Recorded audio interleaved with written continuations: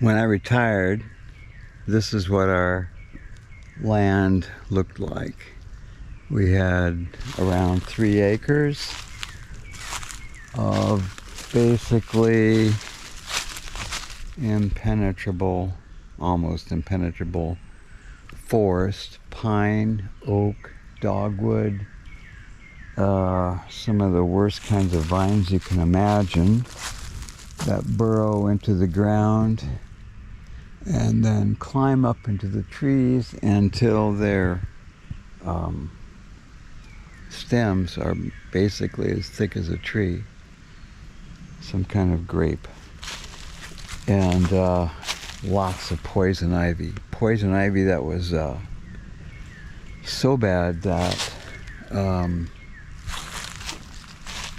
it would actually climb up the trees and make branches like trees, and then hang down over the yard to where it was a danger. And I'm very susceptible to poison ivy due to the fact that when I was quite a bit younger, I was running around at a beach in California, running to the beach across what I thought was just a some scrub brush, and it turned out to be all poison oak.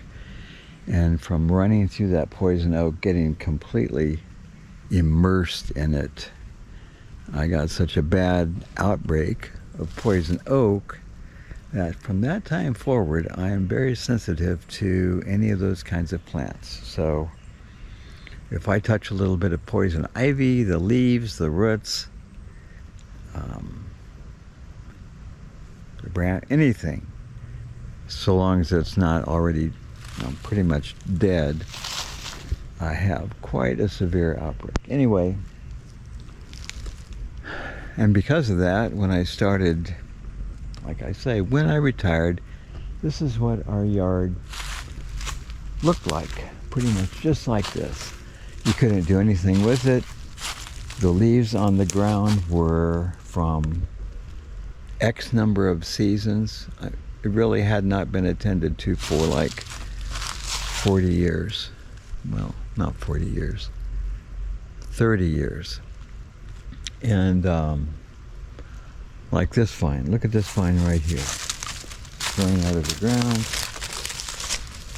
going around this tree, it's going up that tree, it goes all the way to the top, and then it cuts off the sunlight from the tree.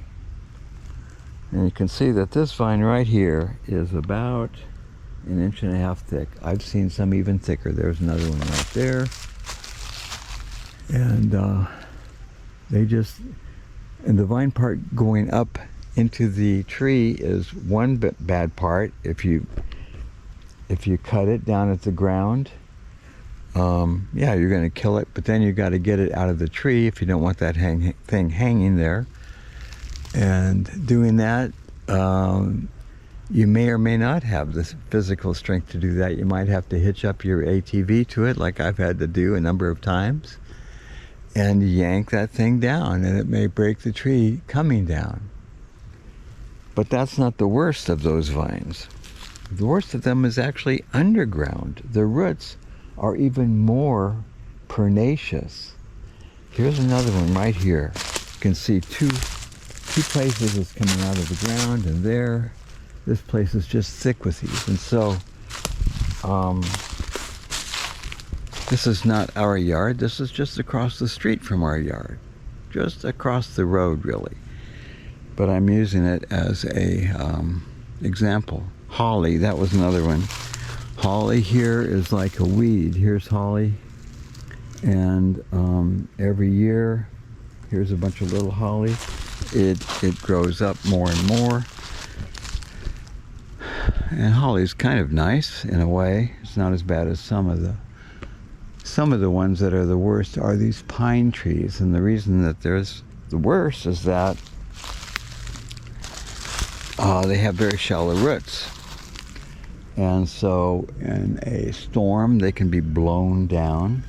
They can even bend. They're kind of supple, and if you get heavy ice, whole pine tree will bend over. And then you've got these falling things, and they might be close to your house. So,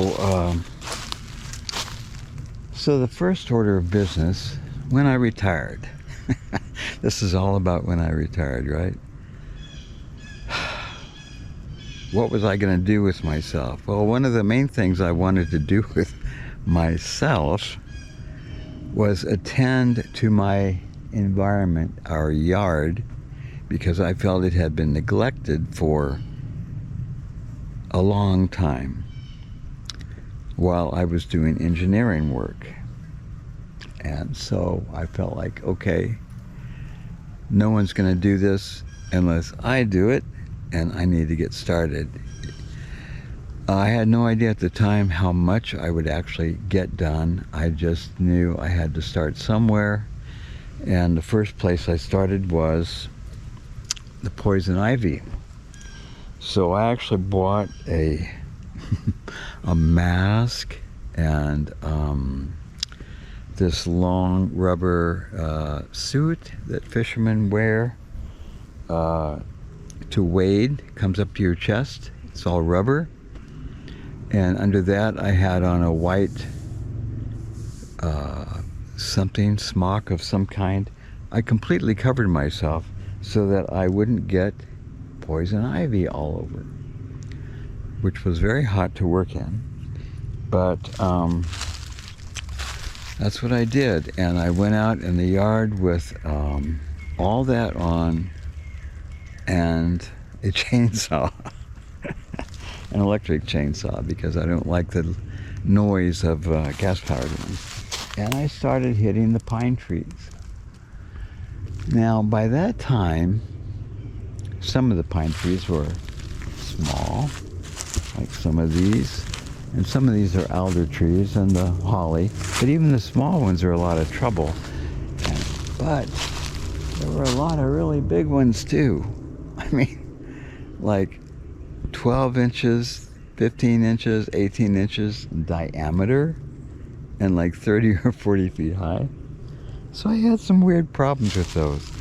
One of the problems was that sometimes I would cut down a tree and it didn't fall.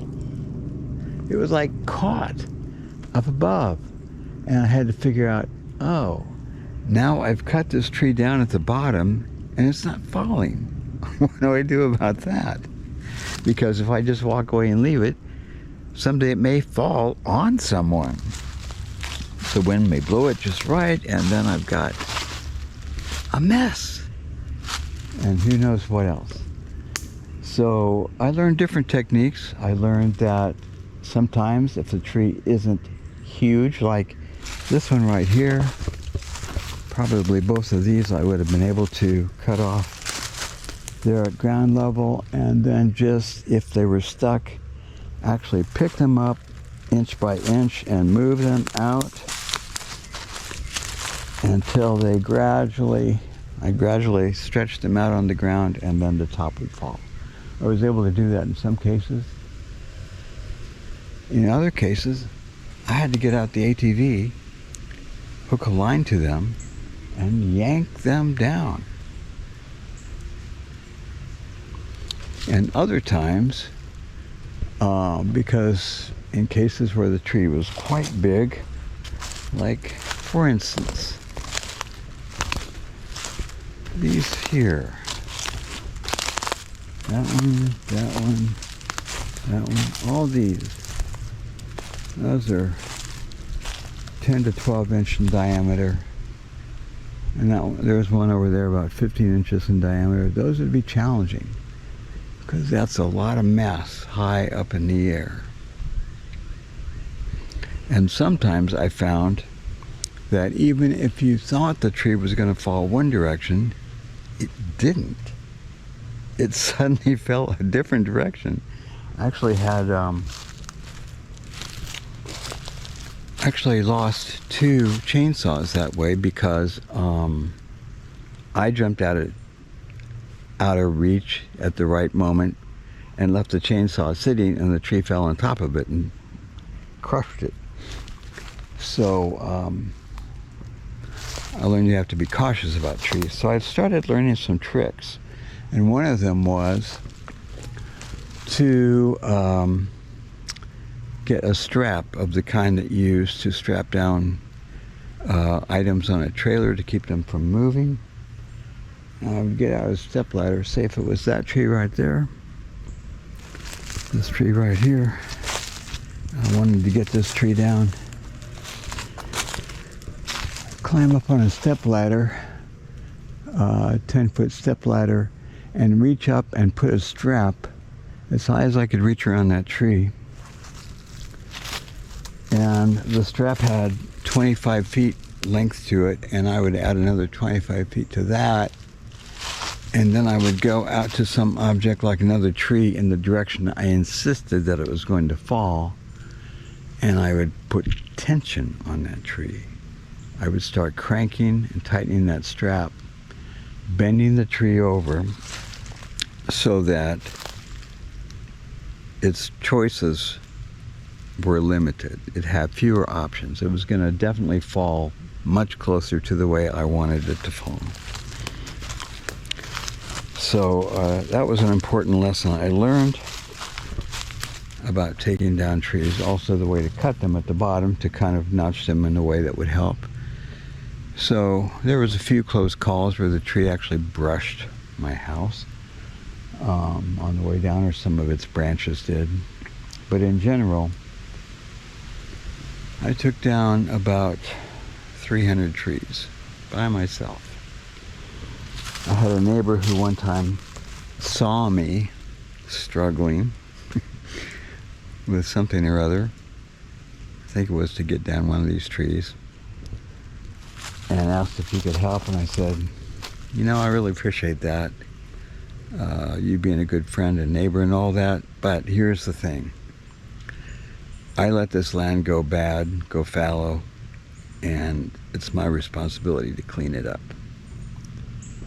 So, yeah, I did it all by myself, and the only thing I had ever helping me, aside from those tools I mentioned, the ATV, which sometimes was absolutely essential, otherwise I would not have succeeded in getting a tree down. Because sometimes the trees were so, next to each other or whatever. And also these vines that I've been showing you entwine in the branches, and once they get up high, they entwine in multiple trees. So the tree can be like completely caught up high. And you can't just leave it cut off at the ground and never, that's dangerous. You've got to get the damn thing down. Once you've got to get the tree down. Once you cut it off at the root, you've got to get it down. So, once I retired, that was my focus for quite a while, for several years. We have about 3 acres of ground, and I know I took down hundreds of trees. And what did I do with all the trees? Well, I'll show you. Here's what one side of our yard looks like now. It used to look just like that forest over there. And you can see some of the stumps still remaining. There's only a few, of course. And over here, underneath all those tarps, are piles of logs. This line of tarps goes all the way around the property on 3 sides. I have no idea how many hundreds of logs there are in there.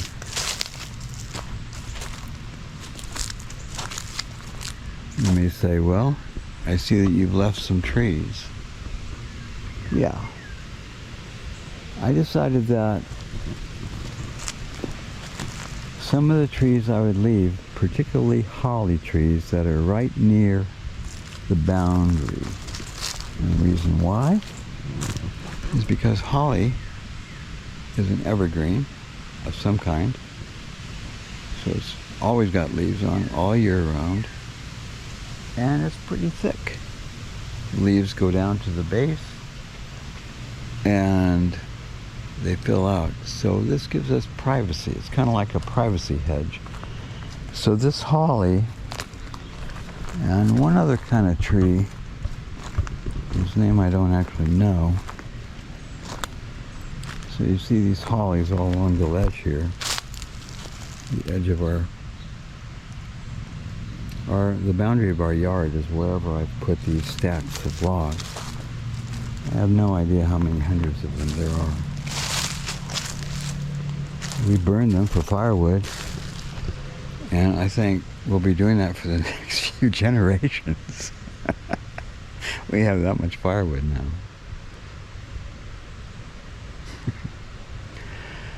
And this place here, this space, used to be looking just like what I showed you a moment ago. Completely covered, mostly with pine trees. Here's a little pine tree trying to go up. I'm not going to let it. Had enough trouble cutting them down when they're big. So now I have a garden here. And this is the blueberry and the berries and vines I'm calling a garden, but they're the kind of vines I want, like squash, pumpkin, watermelon, that kind of thing. Now I've got space and I've got sun, where before there was nothing but gloom. So this is how this was one of my main activities in retirement. Once I became retired,